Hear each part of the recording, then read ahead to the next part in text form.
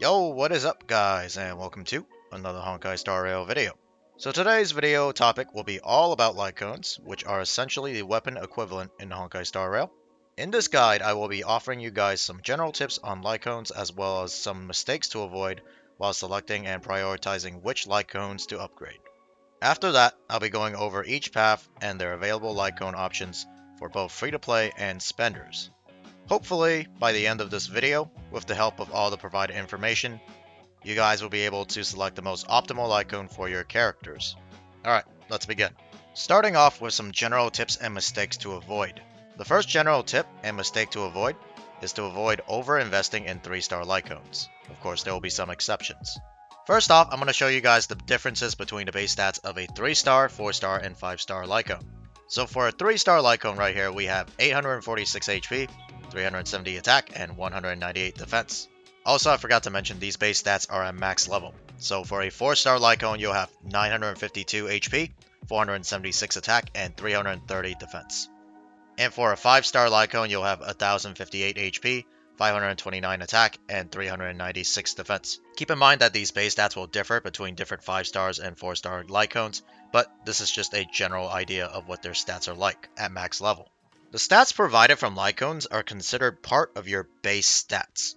Just like the base stats you gain from leveling and ascending your characters, these base stats form the foundation of your character and will be further increased through your character's traces, relics, and even their eidolons. Because of this, it is essential that your characters have high enough base stats so that these stats can scale better into the late game.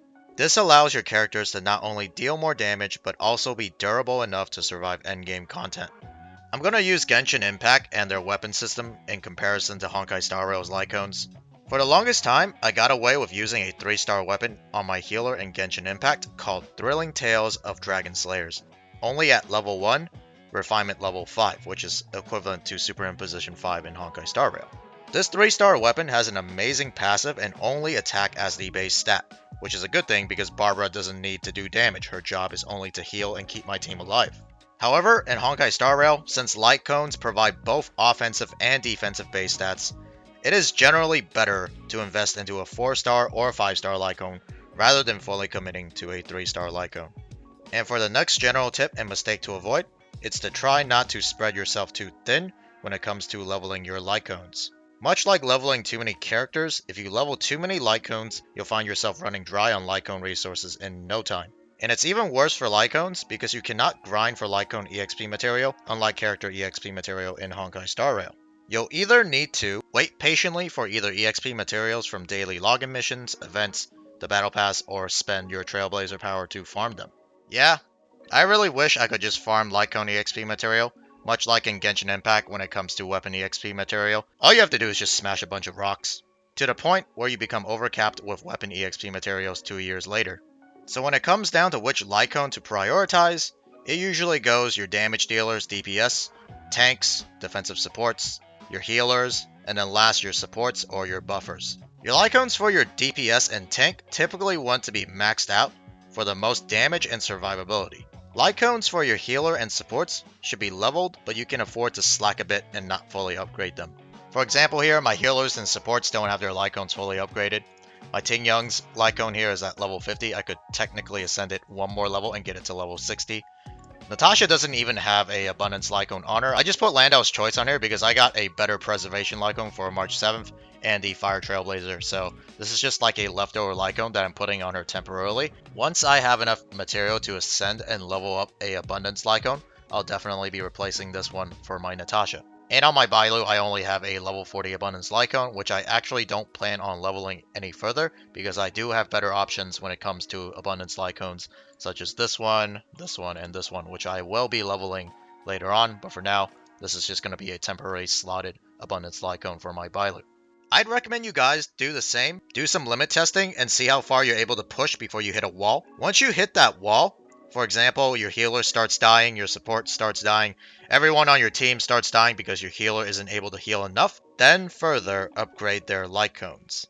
To sum things up, I'd recommend focusing on upgrading only 8 to 10 light cones at a time, and only maxing out 4 to 5 light cones for your DPS and tanks. Okay, and then for the last general tip and mistake to avoid, I'd like to go over the limited 5-star light cone banner.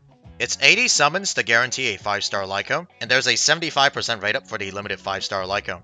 If you somehow did not pull the limited 5-star Lycones within your first 80 summons, then you are guaranteed to get that limited 5-star Lycones within your next 80 summons. Basically, you're guaranteed pity at 160 summons. Also, apparently 4-star characters are available in the summoning pool for the Lycone banner. I never knew this because I never summoned on the weapon banner in Genshin, and nor have I ever summoned on the Lycone banner in Honkai Star Rail. Overall, the limited 5-star Lycone banner has better odds compared to the limited 5-star character banner. With that being said, however, I am still a firm believer that having a wide selection of characters with different elements and paths will allow for more coverage and overall more value for your account. Generally, for free-to-play and small spenders, I'd advise to avoid limited Lycone banners, especially early on in the game. Later on, in the far future, when you have acquired a significant and diverse assortment of characters for your account, then you might be able to consider pulling on the limited Lycone banner if you have the spare Stellar Jade and special Star Rail passes. I predict that this game, much like Genshin Impact, will have some sort of dry spell where there's going to be a period where they're just going to rerun a bunch of the limited 5-stars that have been released already. Either that, or there's going to be a period where they release a bunch of limited 5-stars and they're the ones you don't really want to pull for, so you just end up skipping a lot of characters. During this time, you'll most likely have a lot of Stellar Jade and special Star Rail passes saved up. If there ever comes a limited 5-star Lycone that's absolutely busted during that time frame, you can definitely consider pulling for it. Because these Lycones also have the benefit of being transferable between characters if those characters ever become power creeped. Next, I'm going to go over the 7 paths and their available Lycone options, starting off with the Destruction path. For free-to-play, your first option is Wolf Walk Time. It gives you an attack boost and it gives you a damage boost to burn or bleed. This Lycone is great on Hook, but not so good on everyone else. And it's also very easy to superimpose to level 5 because you can get copies from the Forgotten Hall shop, or they can also drop from Echo of War, which are your weekly bosses. For the next free-to-play option for the Destruction path, you have On the Fall of an Aeon. Is it Aeon or Eon? You know what, I don't really care. Anyways, it gives you an attack boost and it'll stack up to 4 times, and a damage boost upon the wearer inflicting weakness break for 2 turns. The good thing about this Lycone is that it has high base stats because it's a 5-star, and it's easy to superimpose to level 5. You can buy the superimposed material from Herda's shop. It's strong on all the current Destruction characters, but it won't be as optimal for future characters that don't scale well off of attack, for example Blade. It's a very strong Lycone for the early and mid game, but it may get outshined by other Lycones in the future that have crit rate, crit damage scaling, or just straight up damage boost scaling. This is because attack scaling falls off quite hard once you obtain a certain threshold of attack, aka diminishing returns. And for the Battle Pass option, we have Nowhere to Run. This Lycone will give you an attack boost and healing upon defeating an enemy based off your attack percentage. Honestly, even the free-to-play options are much better than the Battle Pass Lycone. Your healers should be sustaining your characters enough, making the healing ability part of this Lycone rather useless. I would not recommend picking up this Lycone from the Battle Pass. And for the best in slot Destruction Lycone, at least for now, is Something Irreplaceable. It offers an attack boost, healing upon defeating an enemy or getting hit, and a damage boost until the end of the turn. This Lycone is obviously best for Clara, but it's also a solid option for the other Destruction characters, just providing a little bit less damage compared to a superimposed level 5 On the Fall of an Aeon, but it offers some good sustain in return. Some other strong options for Destruction Lycones include a Secret Vow. This Lycone will provide you damage boost, and even more damage boost if the enemies have higher HP percentage than the wearer. What I love about this Lycone is that anyone in the Destruction path can use this Lycone. And at Super Imposition 5, this Lycone might even offer more damage than a superimposed On the Fall of an Aeon, which is the free 5-star Lycone you get from Herda's shop. By far the best 4-star Lycone, and probably will be the second best in slot Lycone for Blade, other than his signature Lycone, most likely. Next, let's talk about the Hunt. For the free-to-play option, you have River Flows in Spring.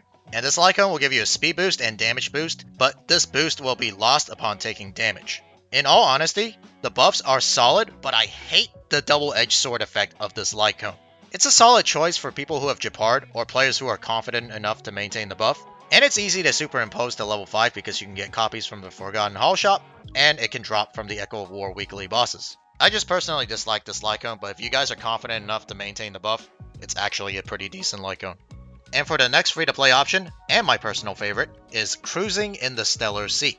This Lycone will offer you crit rate and even more crit rate against low HP enemies. And you'll also get an attack boost upon defeating an enemy for 2 turns. This is by far the best 5-star option from Herta's shop, and because of this, it's easy to superimpose to level 5. And for Zile players, this is the best free-to-play option you have. It also works really well on all the other hunt characters, minus Yang Ching because he already gets a bunch of crit rate in his kit. Alright, now we move on to the Battle Pass option, which is Return to Darkness. It gives a crit rate boost, which is nice, and after landing a critical hit, there is a low fixed chance to dispel an enemy buff. This Lycone will definitely offer less damage output compared to the other hunt Lycones, due to only having crit rate as a stat in its passive. The dispel chance is low even at Superimposition 5. If we take a look here, it's only at 32% at Superimposition 5, and can only have a chance to occur if your character lands a critical hit. Let's be real here. If you need to dispel an enemy buff, it's best to just use a support like Pella, or later on Luocha to remove the enemy's buff, rather than relying on your hunt character for that task. And for the best in slot hunt Lycone, to no one's surprise, is In the Night. This Lycone will offer you crit rate, damage scaling on your basic attack and skill, as well as crit damage scaling on your ultimate based off your speed. There's really not much to say about this Lycone. Until another limited hunt Lycone power creeps this one, In the Night will just sit at the top in terms of damage for all hunt characters. Next, let's go over some other strong options for the hunt path. First, we have Sleep Like the Dead. It's going to offer crit damage boost as well as crit rate boost upon missing a critical strike. It's a solid choice, offers high base stats and critical damage is the strongest endgame scaling stat for most characters. Next, we have Swordplay. This Lycone will give you a damage boost for smacking the same target and it'll stack up to 5 times. However, the boost is dispelled when switching targets. This Lycone is definitely not great on Zile as she wants to be hitting some of the trash mobs or ads that spawn in order to get her buff, but it's amazing on Sushang and Danheng because they either want to focus on the main target or they have multi-hit skills. And the stacks actually count towards the individual hits, not just that one action. At Superimposition 5, it can offer up to an 80% damage boost, which is quite insane. That is a lot of damage. Alright, and for your last hunt Lycone option, you have Subscribe for More, which you guys should consider doing if you guys are enjoying my videos. Sorry, shameless plug in there. This Lycone will offer a damage boost for your basic attack and skill, and even more if your energy is capped. Most of the time, you want to be using your ultimate upon charging it, especially on your DPS, for the most damage output and energy efficiency. However, you might want to consider holding your ultimate when using this Lycone, as you can get up to a 48% damage boost and even a whopping 96% damage boost at Superimposition 5 for your basic attack and skill. Okay, next let's talk about the Erudition path. For your free-to-play option, you have the Seriousness of Breakfast. And this Lycone will give you a damage boost and attack boost when defeating an enemy, which stacks up to 3 times. It's easy to get to Superimposition level 5 because you're able to get copies from the Forgotten Hall shop, and there's also a chance for it to drop from the Echo of War. Overall, it's a great Erudition Lycone, and it's usable on every single Erudition character since it offers a flat unconditional damage boost. Next, let's take a look at the Battle Pass option. Today is another peaceful day. It offers you damage boost based on the wearer's max energy, and it's going to be great on characters who have high max energy, such as characters like Qing Tre and Jing Yuan. But it's going to be worse on low max energy characters like Serval, which are better off using the Seriousness of Breakfast at Superimposition level 5. This Lycone is either equivalent or slightly worse than a Superimposition 5, the Seriousness of Breakfast, for characters with at least a max energy of 120. However, as you superimpose this Lycone, it does scale much better than the other 4-star Lycone options. So it's definitely one of the better Battle Pass Lycone options if you plan on buying multiple copies of it. And for the best in slot Lycone for the Erudition path, we have Before Dawn. It offers crit damage boost, skill and ultimate damage boost, and follow-up attack damage boost after the wearer uses their skill or ultimate. Yeah. If you have this Lycone, you just win. Okay, moving on. For the other strong, in quotation, options, after seeing Before Dawn, I don't think any of these Lycones will even come close to being anywhere near as strong as that Lycone. We have Night on the Milky Way.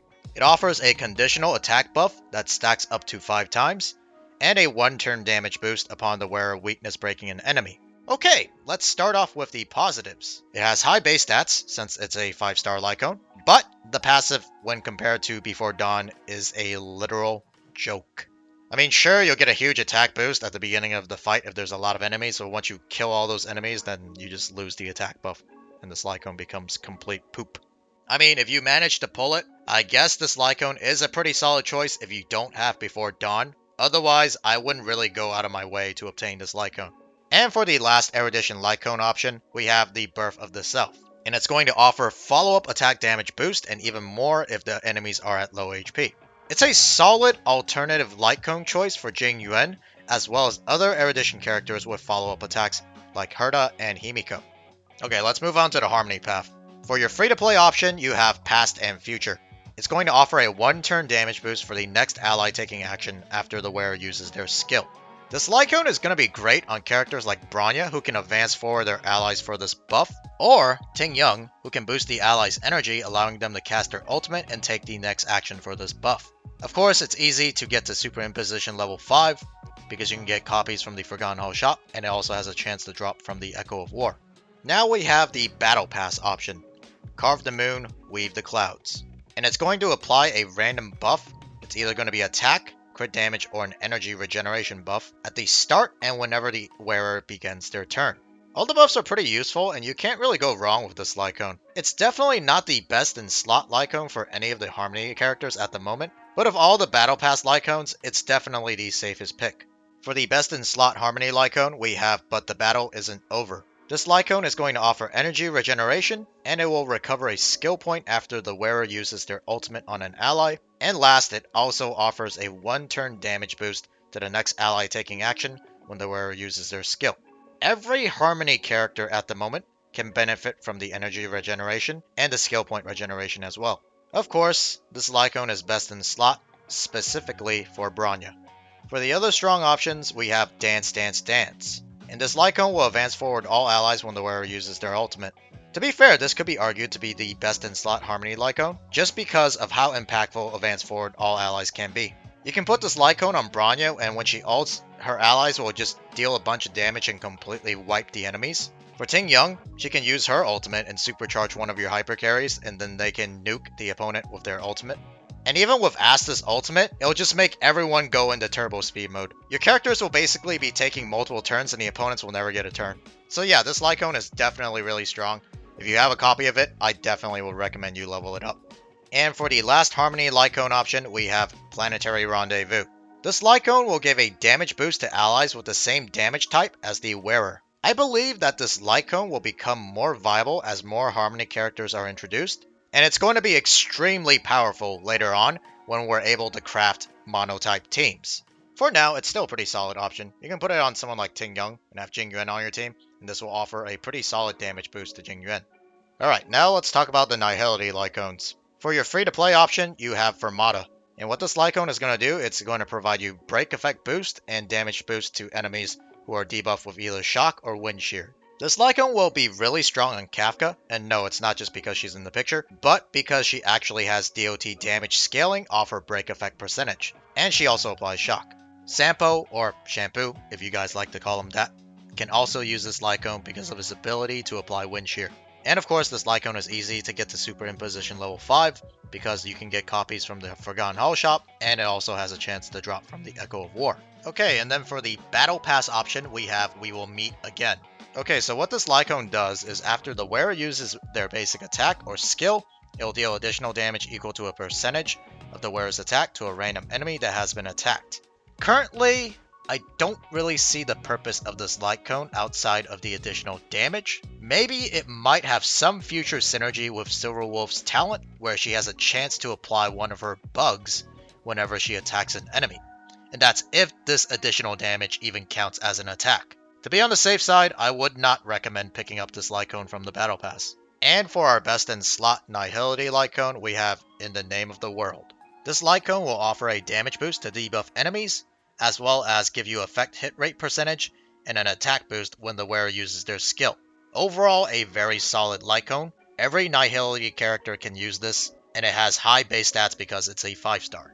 Next, let's go over the other strong options. Starting off with Resolution Shines as Pearls of Sweat.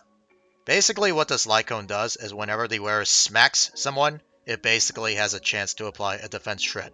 Outside of buffing your characters, defense shred is one of the best ways to increase overall damage. So in general, this Lycone will just be useful on any Nihility character, regardless of what they are. Even if they are a damage dealing Nihility character like Sample, it's still definitely a viable option on them. For the next option, we have Good Night and Sleep Well. It offers a damage boost for every debuff on the enemy, and it stacks up to 3 times, and apparently DOTs count. This Lycone is going to be good on DPS Nihility characters like Sample and Kafka, but not so great on the utility ones like Pella, Welt, and maybe Silverwolf. It offers up to a 36% damage boost at Superimposition 1. At Superimposition 5, it goes up to a 72% damage boost, which is quite good. And for the last Nihility Lycone option, we have Eyes of the Prey. It's going to offer you guys effect hit rate boost and a DOT boost. This Lycone is also a solid choice for Sample and Kafka, and it's decent on all the other Nihility characters as well, since they all want the effect hit rate boost. Alright, moving on to the preservation path. For our first free-to-play option, we have Texture of Memories. This Lycone will offer an effect resist boost, as well as an HP scaling shield for the wearer if they do not have a shield. Otherwise, if they have a shield, they'll be provided with damage reduction. Of course, it's going to have high base stats because it's a 5-star Lycone, and it's going to be easy to superimpose to level 5 because you can buy copies from Herta's shop. Currently, it's outshined by other 4-star Lycone options and possibly even a 3-star option. All preservation characters currently scale off the defense stat, but if there ever comes a preservation character that scales off max HP, then this Lycone might see some play. So for now, I recommend avoiding purchasing this Lycone from Herta's shop. For the next free-to-play option, we have We Are Wildfire. This Lycone will decrease the damage dealt to all allies for 5 turns, and it also provides a one-time heal for your allies at the start of the battle. Once again, easy to superimpose to 5 because you can get copies from the Forgotten Hall shop, and it also has a chance of dropping from the Echo of War weekly bosses. The damage reduction is definitely nice, but it's only for 5 turns. For the later stages of Memory of Chaos, trust me, the fights will last for more than 5 turns. There are better 4-star and even a 3-star Lycone option available. So if you can hold off, it's probably better to invest in some of the other preservation Lycones. Which brings me to my last free-to-play option, which is actually a 3-star Lycone, called Amber. And this Lycone's very straightforward. It just offers a defense buff and even more defense at low HP. It's very easy to superimpose to 5 because you're going to get multiple copies of this from the gacha. Unfortunately, the one downside for this Lycone is that it has low base stats because it's a 3-star Lycone. Nevertheless, it's still a decent early to mid-game option if you don't have any of the better 4-star Lycones. Just don't max invest everything into this Lycone though. Please don't. For the Battle Pass option, we have This Is Me. It offers a defense boost and gives the wearer defense damage scaling on their ultimate.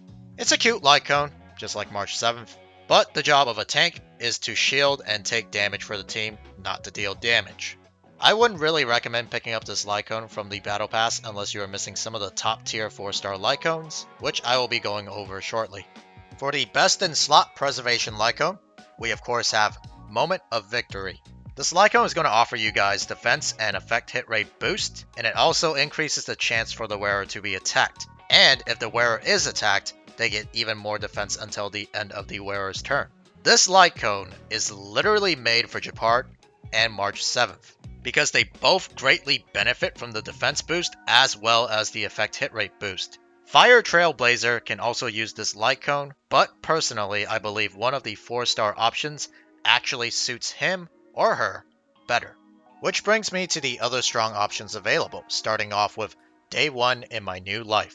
And this Lycone is going to give you a defense boost and damage resist boost to all of your allies. This Lycone synergizes very well with Fire Trailblazer's defensive scaling team shields. On top of that, the damage resist for all allies makes it so that it becomes very difficult for enemies to burst down your team with AoE attacks. Currently, all preservation characters would love to use this Lycone, and because of this, I'd rate it as the best 4-star preservation Lycone, even rivaling Japart's 5-star Lycone, Moment of Victory. And for the last preservation Lycone worth mentioning, we have Landau's Choice. This Lycone will increase the chance for the wearer to be attacked and reduces the damage taken by the wearer. Basically, a weaker version of Moment of Victory, but for a 4-star Lycone, it's a pretty solid choice for all preservation characters. Okay, let's finally finish this up with the abundance path. For the first free-to-play option, you have Quid Pro Quo. That is sort of a tongue twister. And what this Lycone does is at the start of the wearer's turn, it will regenerate a certain amount of energy for a random ally whose current energy is lower than 50%. And of course, it's easy to superimpose through level 5 because you can get copies from the Forgotten Hollow Shop, and there's also a chance that it can drop from Echo of War. Energy regeneration is always nice to have, but for this Lycone, it's random and conditional. Unless you don't have any other 4-star Abundance Lycone options available, I wouldn't really recommend investing into this one. For the next free-to-play option that's worth mentioning, we have Cornucopia, which is actually a 3-star Lycone. It's very simple, it just offers outgoing healing boost for your skill and your ultimate. It's a decent choice, at least for a 3-star Lycone. Much like Quid Pro Quo, if you don't have any better options, you can superimpose this to level 5 and level it up a bit. However, definitely don't max invest into this Lycone and simply just wait for a better Abundance Lycone option. Next, let's talk about the Battle Pass option, which is Warmth Shortens Cold Nights. This Lycone will give the wearer a max HP boost and heals allies based off their own max HP. When you keep that in mind, it's based off your allies' max HP, not the wearer's, whenever the wearer uses a basic attack or skill. Not gonna lie, this Lycone is pretty bad. Outgoing healing boost scales better than max HP for most healers, and the passive heal is negligible at best. 2% of your allies' HP. It is an actual joke. They're regaining 2% of their max HP. Wow. I don't know what they were thinking making this Lycone. Yeah, definitely don't pick up this Lycone from the Battle Pass.